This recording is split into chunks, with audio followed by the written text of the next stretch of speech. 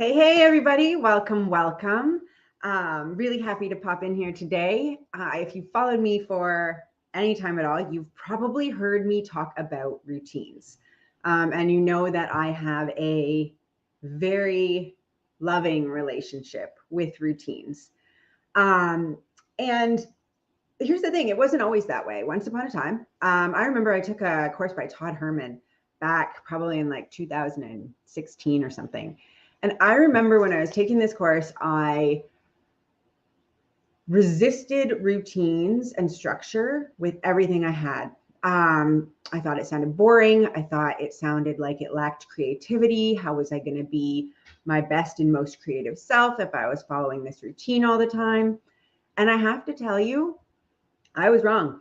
Because here's the thing, routines help us free up bandwidth to be creative, right? So we are creatures of habit, right? A lot of the things we do, we don't think about. A lot of our normal daily activities are done on autopilot. We do things the same way because that is the most efficient use of our energy and our brain space, right? And our subconscious mind is efficient. It tries to find the easiest and shortest way to get things done. So a lot of the things that we do are routine and they run on autopilot. It's just a lot of them aren't conscious routines, right? So they're things that we do just because we do them, right? Whether it be watching TV at night before you go to bed or brushing your teeth at the same time and in the same way every morning. You don't have to think about these things, right? They just happen. So while I was very quick to resist the idea of routines, when I kind of sat with it a bit and really listened to the information about it, it started to make sense.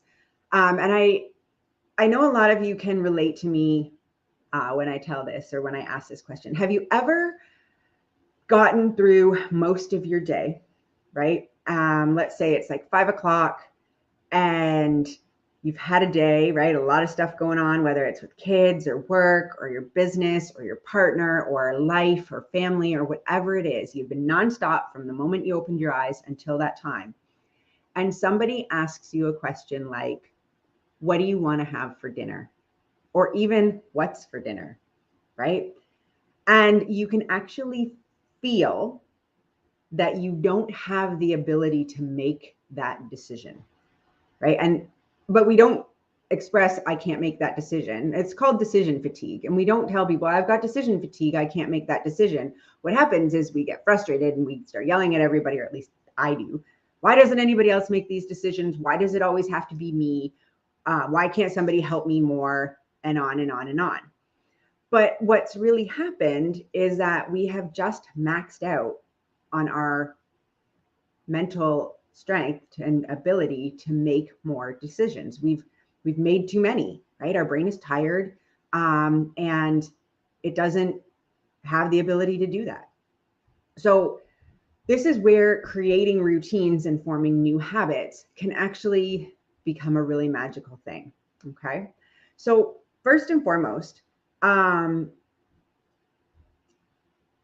creating routines around simple things that you do in the morning will help you get up, get ready, and get out the door or get into your office or do anything else that you need to do, not only quickly, but without having to make decisions. So if you look at some of the greats in the world, they wear the same thing every day or the same colors all the time.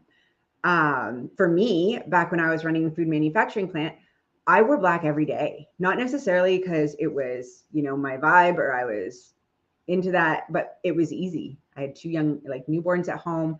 I didn't want to have to worry about whether my clothes matched. So I just wore black because it was simple. But even deciding the night before or the week before, what are you going to wear that week? Generally, like I used to piece together 5 outfits at the beginning on Sunday night, put them in my closet. And that way I still had choice based on how I was feeling and what the weather was doing. But at the same time, I didn't have to piece things together. The other thing is, making a routine of things like breakfast. If you exercise in the morning, exercise, meditation, journaling, any prayer, gratitude, all of these things can be routine. And when you put together a quote unquote morning routine and you start to follow it, it becomes habit, it becomes second nature. You don't have to think anymore to get it done, right? You're doing the same things over and over again. It's predictable, it's expected. And so you're not expanding that mental energy to make those decisions. I kid you not when I tell you, my kids have been having the same breakfast for probably 4 years with a few variations for, different things. But they have the same smoothie every morning. I have the same smoothie every morning. And it works, right? It's something that we all like. And the thing is, we think our kids are going to get upset and bored.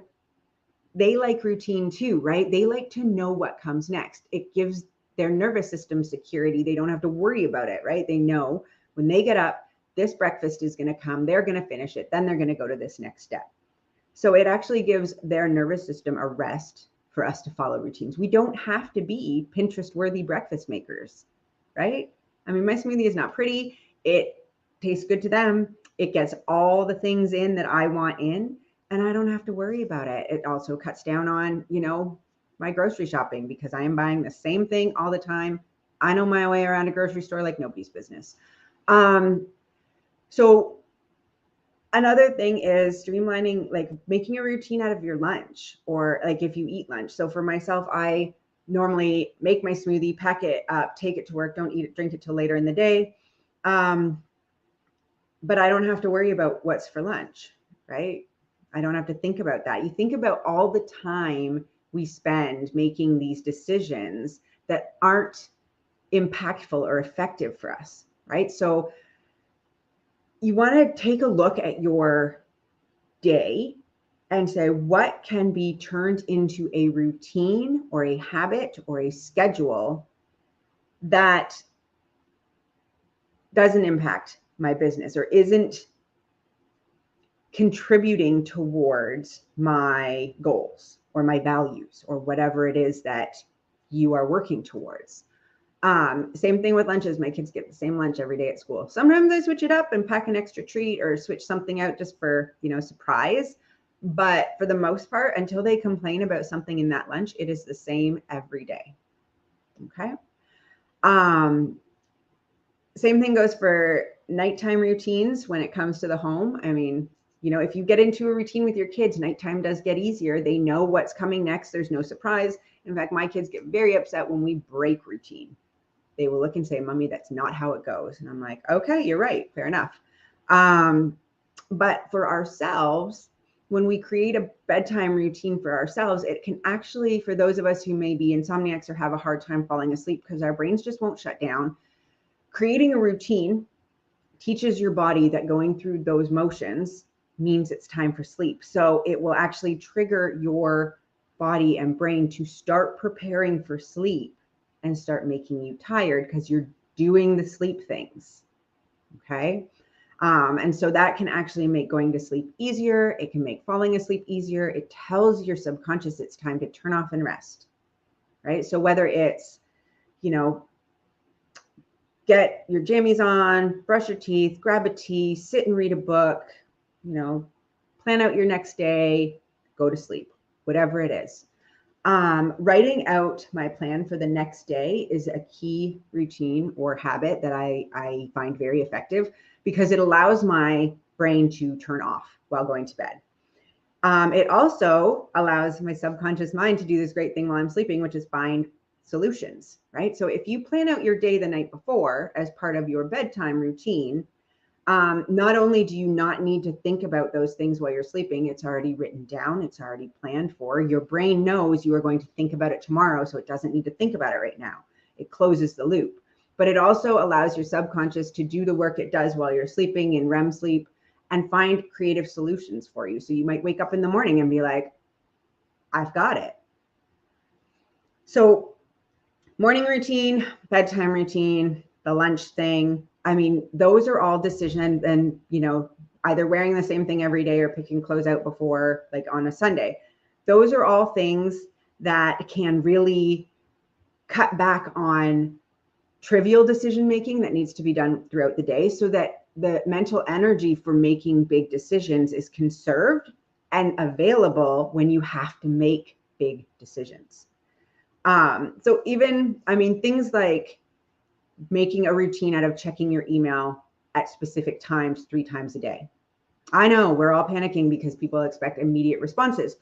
But here's the thing, you don't owe anybody an immediate response. So if you say, I'm going to check my emails, at 9 a.m., at noon, and at 4:30 before I'm done, and you tell people that, or you have an auto response that says, hey, thanks so much for your email. Here's when I check my email. I will respond to you promptly.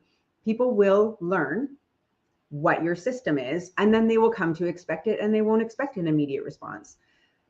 And then you can turn off your email notifications so that they're not interrupting you when you're doing deep work or when you're focused on something, and you don't need to worry about that sort of thing.